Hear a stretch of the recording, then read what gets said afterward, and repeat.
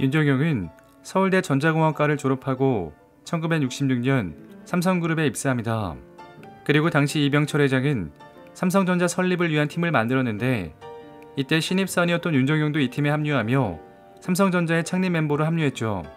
그는 이병철 회장으로부터 전자사업의 기획, 조사 업무를 지시받아 흑백TV와 컬러TV 개발을 주도합니다. 70년대에는 일본의 산요전기 등에서 오랜 시간 연수하며 많은 도움을 받기도 합니다. 이후 이병철 회장은 그에게 VCR 개발을 맡겼고 그는 33세의 젊은 나이에 VCR 개발을 담당하는 이사에 올라 화제가 되기도 했죠. 그러나 그에게 위기가 처지하는데 VCR 사업부 실적 부진의 책임을 지고 삼성전자를 그만두어야 했습니다. 이후 네덜란드 필립스 본사에서 1년간 일했으며 귀국 후에는 현대전자에서도 일하기 시작합니다. 그러던 1988년 이병철 선대회장의 뒤를 이은 이건희 회장의 요청으로 삼성전자 부사장으로 복귀합니다. 그동안 혁신과 도전을 계속했던 그에게 이건희 회장이 개혁의 키를 건네주었던 것이었죠. 윤 사장은 다시 VCR 사업에 매달려 삼성전자를 세계적 수준으로 끌어올리며 이건희 회장의 신임을 한몸에 받았었죠. 이후 삼성전기 사장 등을 맡았지만 1995년 다시 본사를 떠나 일본 본사 사장으로 발령납니다.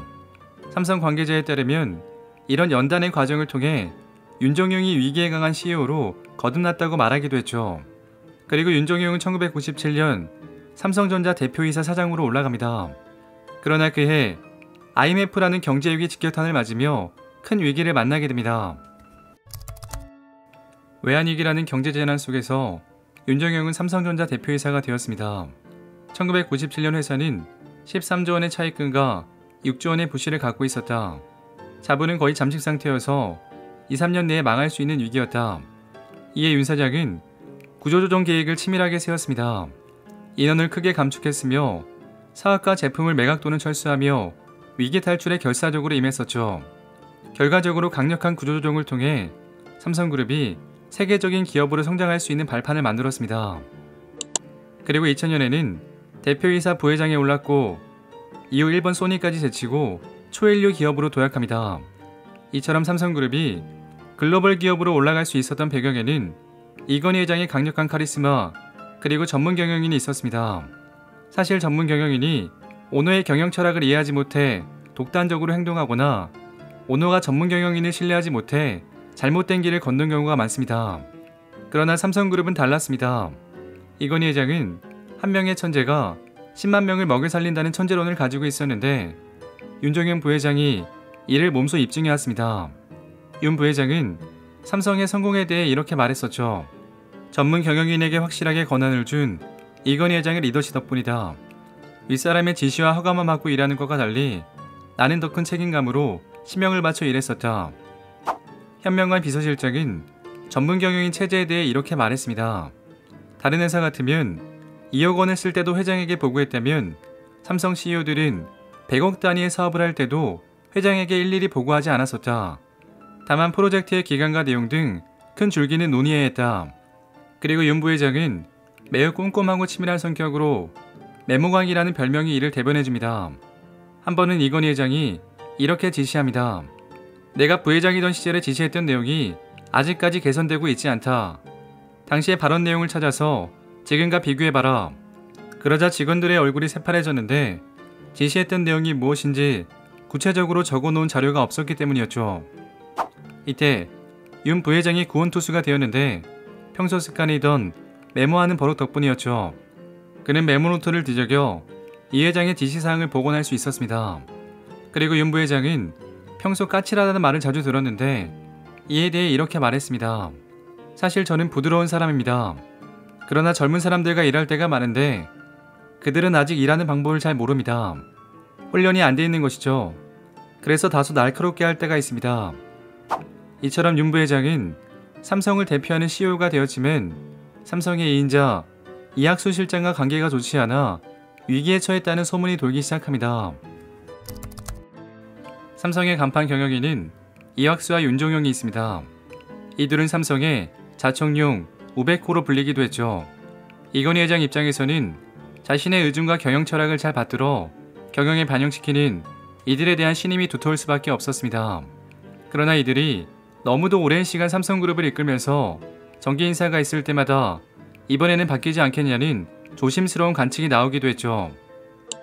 실제 2007년 이건희 회장은 사장단 인사 관련하여 매우 심사숙고했고 당초 예정된 인사를 한 주 늦춰가며 고심을 거듭합니다.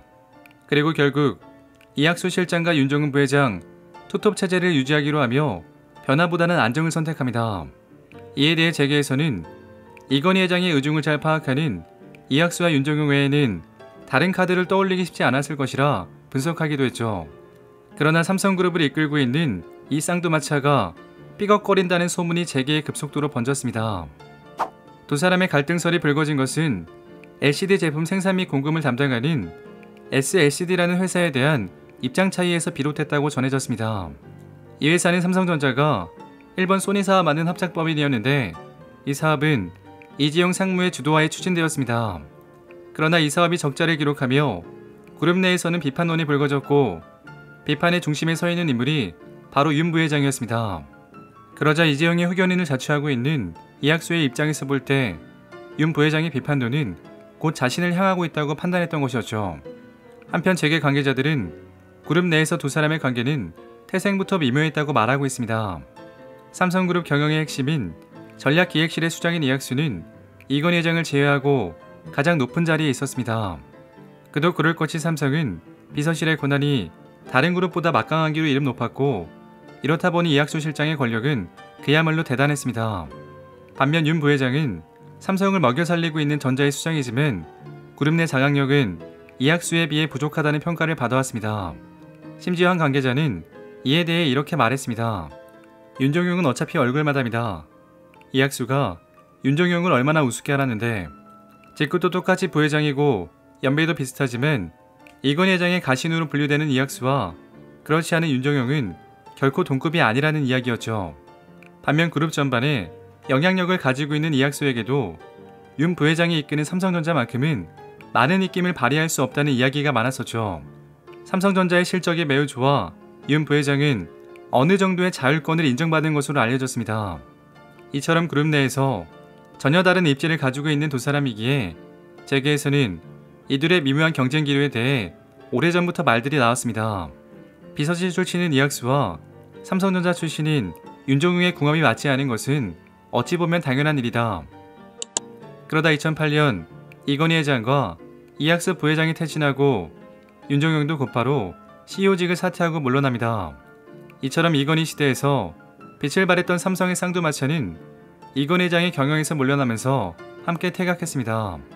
이로써 삼성그룹은 이건희, 이학수, 그리고 윤종용으로 대표되는 2세대 경영진의 세대교체가 이루어졌습니다. 윤종용은 이에 대해 이렇게 말했습니다. 이건희 회장이 사퇴한 이때가 물러나야 할 적기로 판단된다. 42년 삼성은 내 인생의 모든 것이자 그 자체였다. 그가 대표이사 취임 당시 18조 원이던 삼성전자의 매출액은 퇴임한 2008년 118조 원으로 늘어나는 등 삼성전자를 초월한 기업으로 일궈냈습니다.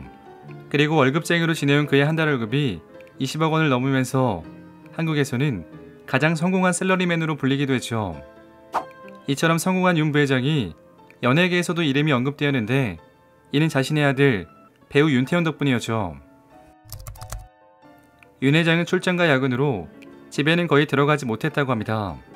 나는 무슨 일이 있어도 1년 중 4개월은 국내외 현장을 찾아가 직접 챙기는 현장 경영을 했다. 집에 돌아와 보니 아이들이 태어나 있더군요. 이렇게 태어난 아들이 바로 배우 윤태영입니다.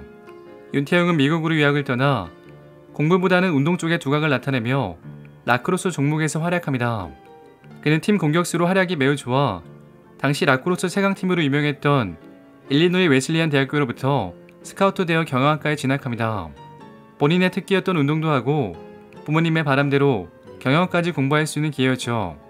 그러나 부상으로 라크로스는 그만두게 되었고 한국으로 돌아가 연기를 하고 싶다는 꿈을 가지게 되었습니다. 결국 부모님께 연기를 한다는 폭탄 선언을 하게 되었고 아버지 윤종용은 큰 충격을 받고 이를 반대합니다.